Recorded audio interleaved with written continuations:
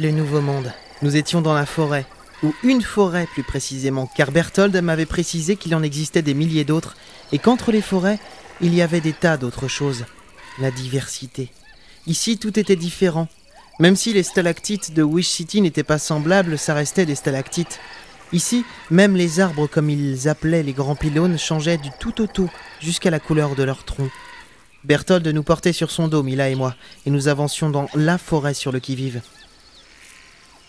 Ici, il y avait beaucoup de dangers, avait dit Berthold, et les écureuils ne pouvaient pas combattre tous les dangers. Le grand feu réapparaissait peu à peu entre les arbres. Le jour se levait, comme disaient les écureuils. Cela fait de bonnes journées qu'on vous observe. Vous m'intriguez. Imagine ce qu'on pense de vous, c'est exactement la même chose. On arrive à Éole.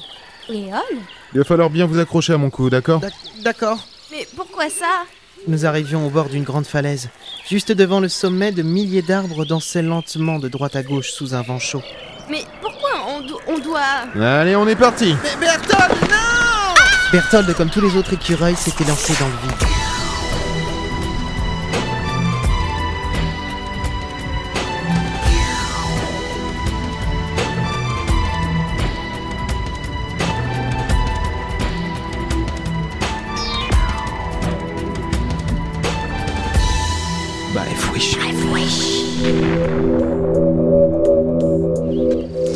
Nous avons traversé le feuillage d'un arbre pour retomber violemment sur une branche.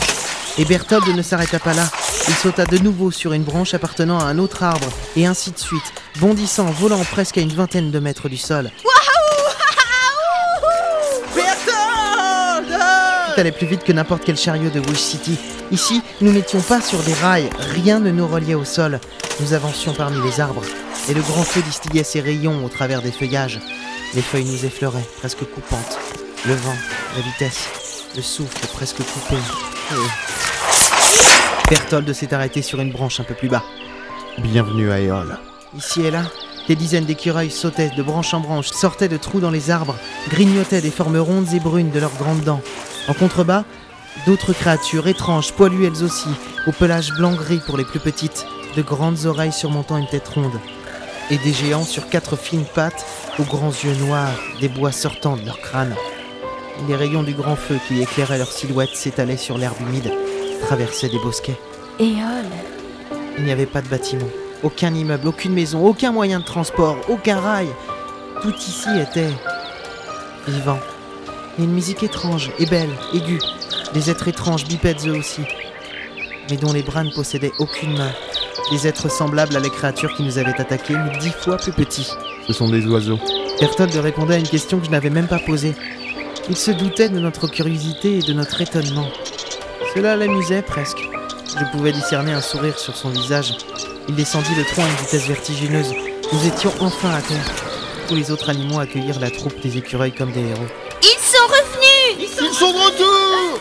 Prévenez le conseil. Mais c'est qui eux ? Vous avez vu cette petite chose ? Berthold, tu nous ramènes quoi là ? Nous descendîmes du dos de Berthold. Merci. Merci de nous accueillir. C'est ça, Éole. Mais c'est même pas une ville. Toute la forêt semblait s'agiter. Les oiseaux s'envolaient d'un point à un autre. Les écureuils grimpaient sur les arbres, d'autres en descendaient.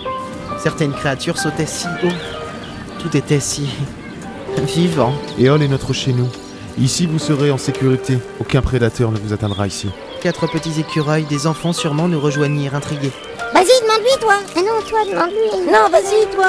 Berthold, c'est quoi, ça? Il nous montra d'une de ses pattes. C'est pas encore, mais ils vont pas tarder à nous le dire. Ouais, t'es bizarre, toi. Bah, non. C'est toi qui es bizarre. Moi, je suis normale. Je suis une baïfouiche. Et à tes souhaits. Elle est plus petite que moi, Berthold. Est-ce que c'est un bébé ? Je sais pas comment te remercier, Berthold, pour... Attends une seconde, Squeak. Son visage sembla se fermer. Il fronçait les sourcils. Juste une mise au point. Vous n'êtes pas mes invités. Ici, vous êtes mes prisonniers.